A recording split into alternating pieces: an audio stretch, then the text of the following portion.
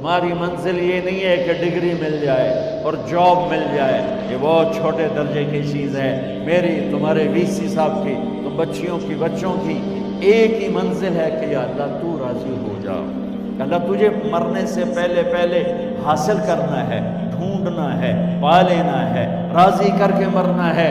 لیتک تحلو والایام مریرۃ ولیتک ترضی والانام غضاب ولیت الذی بینی وبینک عامر وبینی وبین العالمین خراب ولیت الشرابی من ودادک صافیا وشربی من ماء المعین السراب فاذا صح منک الود فالکل حین وکل الذی فوق التراب التراب۔ اللہ کو پاتے ہوئے جو سودا کرنا پڑے کر جاؤ۔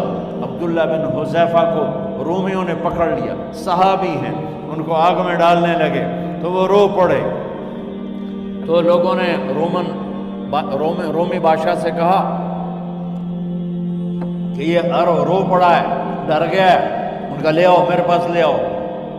ان کو واپس لائے تو رومن بادشاہ نے پوچھا کیوں روئے ہو، موت سے ڈر گئے ہو؟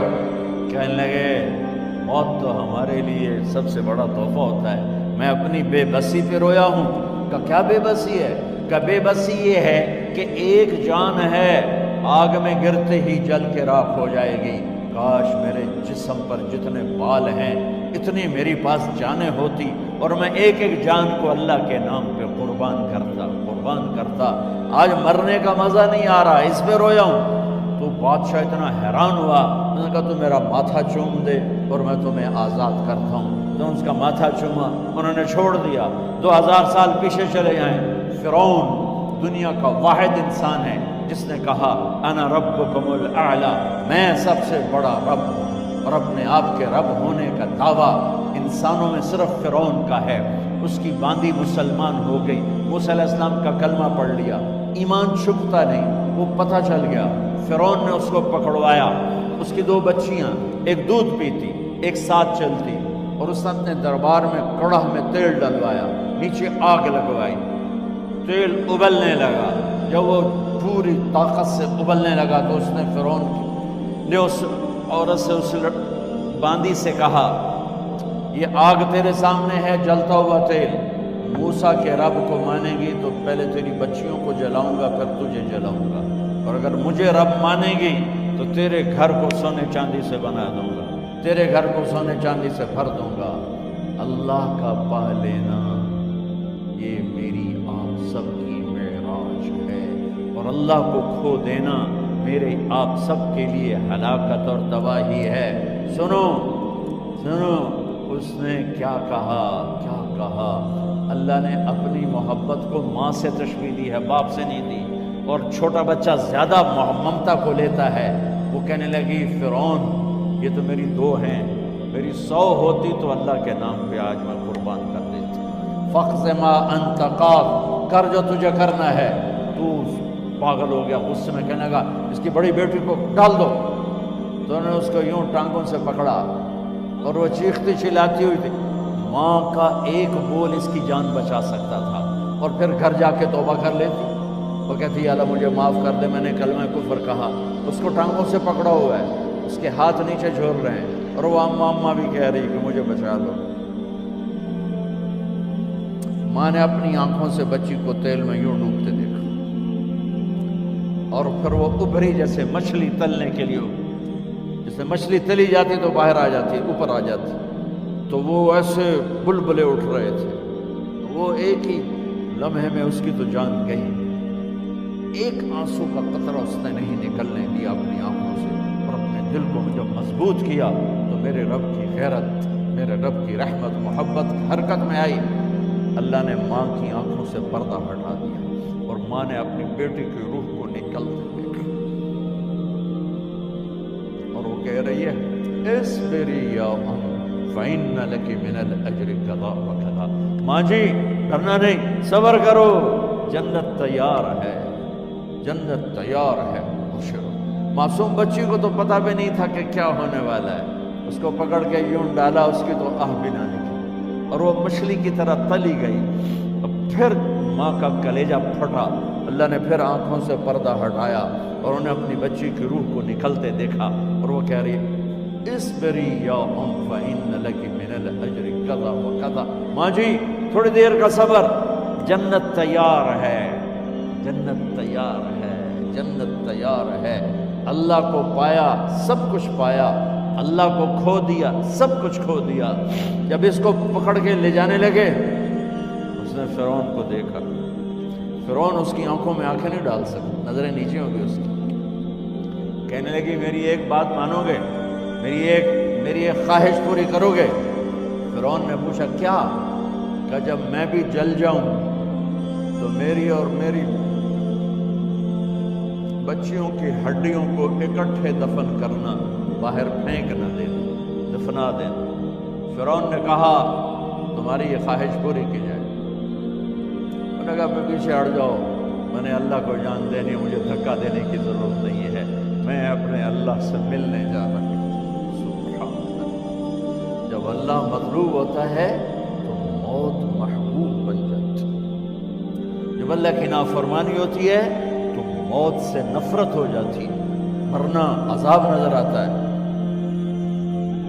وہ چھلانگ مار گئی، اللہ اکبر کا نعرہ لگاتی ہوئی، ہڈیاں اتڑ گئیں، گوشت اتڑ گیا، ہڈیاں باقی رہ گئیں۔ فرعون نے کہا ایک ہی جگہ ڈال دو، سب کو دفن کر دو۔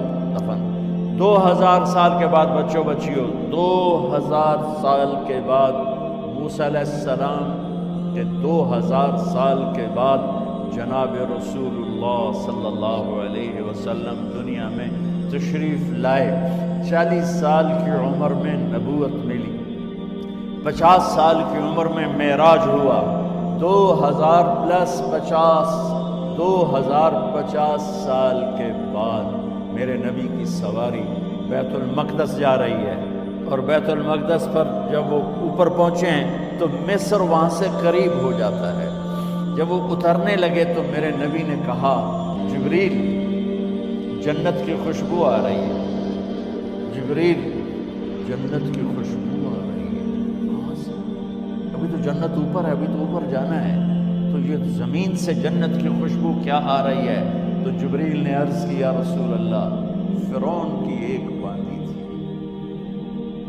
جو اللہ سے سودا کر گئی جان کا اور اپنی بچیوں کا، اس کی بچیوں کی ہڈیوں کو جہاں دفن کیا گیا ہے، یہ خوشبو جس دن انہیں دفن کیا تھا اس دن سے لے کر آج تک یہ خوشبو آ رہی ہے، اور یہ قیامت تک آتی رہے گی۔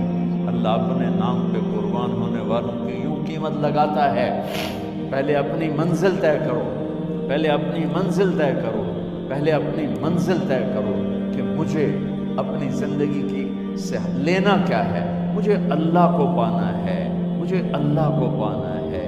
میں نے اللہ کی قسم، اگر اللہ راضی ہے تو پھر موت سے بڑھ کر کوئی تحفہ نہیں، اس سے بڑھ کر کوئی خوبصورت پیغام نہیں، اور اگر اللہ ناراض ہے تو موت سے خوفناک کوئی پیغام نہیں۔ عمر بن عبدالعزیز 3 بر اعظم پر حکومت کی، عمر بن عبدالعزیز، بنو امیہ، مروان 9 مہینے حکومت کی، اس کا بیٹا عبد الملک بن مروان 21 برس حکومت کی، اس کا بیٹا ولید 10 سال حکومت کی، اس کا بیٹا سلیمان 2.5 سال حکومت کی۔ اسی تخت پر بیٹھے عمر بن عبدالعزیز۔ پہلے چاروں نے اللہ کے شریعت کو قربان کیا حکومت کے لیے، عمر بن عبدالعزیز نے اپنے آپ کو قربان کیا اللہ کے لیے، حکومت کو پاؤں کے تلے رکھا اور اللہ کی رضا کو سامنے رکھا۔ ان کو زہر دیا گیا، جب ان کی موت کا وقت قریب آیا تو انہوں نے رجا بن حیوہ کو بلایا۔ سننے والی بات ہے بچوں، ان سے فرمانے لگے سنو، میں نے 3 بادشاہوں کو قبر میں اتارا۔ اب بچیاں تو قبرستان جاتی نہیں، ہم تو اپنے ہاتھوں سے قبر میں اتارتے ہیں اور اوپر مٹی ڈالتے ہیں اور اوپر اینٹیں ڈالتے ہیں اور پھر منو مٹی میں دبا کے واپس آتے ہیں۔ یہ منظر آپ بچیوں کے تو دیکھنے کا بھی نہیں ہے۔ وہ کہنے لگے میں نے 3 بادشاہوں کو مٹی میں ڈالا، لیکن ان کے کفن کی گرہ کو جب کھول کے دیکھا تو ان کے چہرے قبلے سے ہٹ چکے تھے، وہ رنگ ان کے کالے پڑ چکے تھے۔